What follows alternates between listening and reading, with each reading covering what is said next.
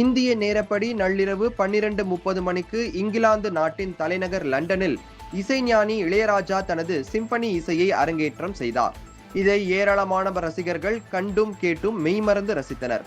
1976ஆம் ஆண்டு தேவராஜ் மோகன் இயக்கத்தில் வெளியான அன்னக்கிளி படத்தின் மூலம் அறிமுகமான இசைஞானி இளையராஜா 1000க்கும் மேற்பட்ட படங்களுக்கு இசையமைத்துள்ளார்.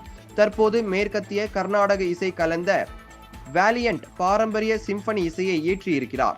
அவர் உருவாக்கிய தனது முதல் சிம்பனி நிகழ்ச்சியை லண்டனில் நடைபெற்ற இசை நிகழ்ச்சியில் ராயல் பிலார்மோனிக் இசைக்குழுவினருடன் இணைந்து இந்திய நேரப்படி நள்ளிரவு 12:30 மணிக்கு அரங்கேற்றினார்.